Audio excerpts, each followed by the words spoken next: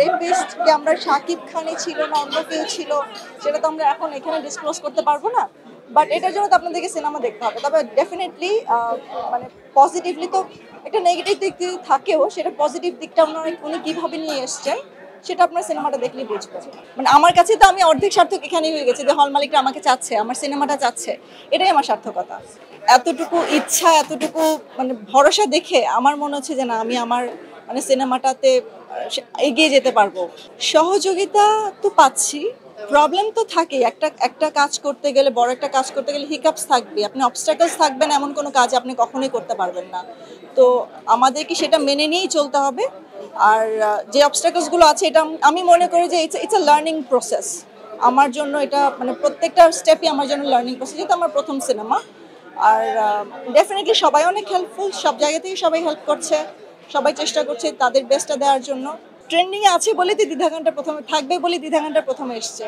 আমার আর প্রীতমের খুব পছন্দের একটা গান। আমি বলবো যে এই টাইপের রোমান্টিক সং সাধারণত সিনেমাতে আমরা দেখিনি, তো যার জন্য আমার কাছে গানটা স্পেশাল মনে হয়েছে। ওয়ালটন আবারও মিলিয়নিয়ার অফারে ওয়ালটন ফ্রিজ কিনে আপনিও হয়ে যেতে পারেন মিলিয়নিয়ার। বরবাদে এটা আসলে একটা লাভ স্টোরি। এটার মধ্যে রোমান্স আছে, এটার মধ্যে ভায়োলেন্স আছে, কিছু অ্যাকশন পাবেন, সব কিছুর মিশ্রণে একটা সিনেমাটা তৈরি হয়েছে।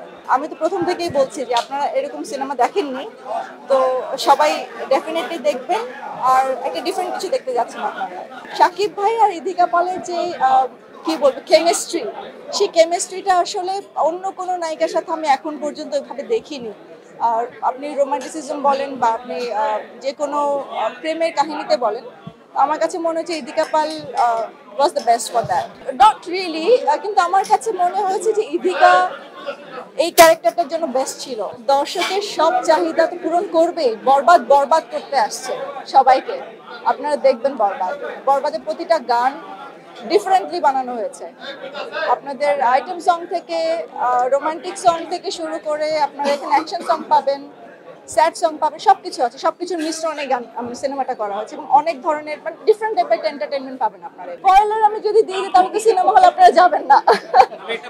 আমাদের ওয়ার্ক পারমিটের জন্য আমরা তো আসলে সিনেমাটা করার আগেই আমরা পারমিশন নিয়ে সিনেমাটা করতে গিয়েছি। সো এটা আপনারা হয়তো বা অনেকে জানেন না, যারা জানেন না তাদের জন্য বলছি, আমাদের আগে থেকে পারমিশনটা নেওয়া ছিল। হ্যাঁ, যেটা হয় যে আমরা কাজ করতে গিয়ে বাংলাদেশ থেকে ইন্ডিয়ার যে ভিসা করার, যেহেতু আমরা পুরো শুটিংটাই বাইরে করেছি, তো ভিসা করার জন্য আমাদের একটা ভিসা সংক্রান্ত একটা জটিলতা ছিল। তো সেই জটিলতার কারণে আমরা হয়তো ছোট ছোট যে আমাদের ক্যারেক্টারগুলো ছিল, ক্যারেক্টারগুলোর জন্য আমরা বাংলাদেশ থেকে অনেকেই হয়তো নিতে পারিনি, 2-4 জন আমরা হয়তো নিতে পারিনি। তো আমাদেরকে শুটিং করা অবস্থায় তখন মানে আমাদেরকে নিতে হয়েছে ইন্ডিয়া থেকে। তো ওটার জন্য আমরা তো একটা অ্যাডিশনাল ডকুমেন্ট তো আমরা অলরেডি মন্ত্রণালয়ে দিয়েছি এবং তারা আমাদেরকে যথাযথভাবে আমাদেরকে সাপোর্ট করছেন। সো কারণ আমরা তো কোনো এমন না যে আমরা পারমিশন ছাড়া বাইরে গিয়ে করছি, আমরা পারমিশনের সাথেই করেছি। পারমিশন আসার পরে আমরা দেশ থেকে বের হয়েছি সিনেমাটা করার জন্য, এর আগে আমরা শুটিংয়ে ঢুকি। সেন্সর তো আমাদের হয়ে যাবে ইনশাল্লাহ। গল্প তো ডেফিনেটলি ভালো না হলে শাকিব ভাইও কাজ করতো না। শাকিব ভাই as a brand he will never do anything which doesn't have proper value. তো যদি ওনার গল্পটা ভ্যালু মনে না হতো, শাকিব ভাই যে অবস্থানে আছেন সেখান থেকে উনি কখনোই হয়তো এই কাজটা করতেন না। শাকিব ভাই ইজ এ ওয়ান্ডারফুল পারসন, মানে কাজ করতে গেলে আমি জানি না মিডিয়াতে কে কি মনে করে, বাট শাকিব ভাই যখন কাজ করেন is very dedicated to his work. Owner time punctuality এবং ওনার প্রত্যেকটা সিনে ওনার যদি কখনো মনে হয়, উনি ডিরেক্টরকে বলে তোমার যদি মনে হয় যে তোমার মন মতো হচ্ছে না, আবার বলবে, আবার টেক নেবো। তো এটা সাধারণত ওনার জায়গা থেকে একটা স্টার, এত বড় একটা মেগা স্টার মানে এইভাবে করে আমাদেরকে সাপোর্ট করা, এটা আমি মনে করবো মানে ইটস এ ওয়ান্ডারফুল এক্সপেরিয়েন্স ওনার সাথে কাজ করাটা আমাদের জন্য। খবরের কাগজ, নিখাদ, নির্ভীক, নিরপেক্ষ।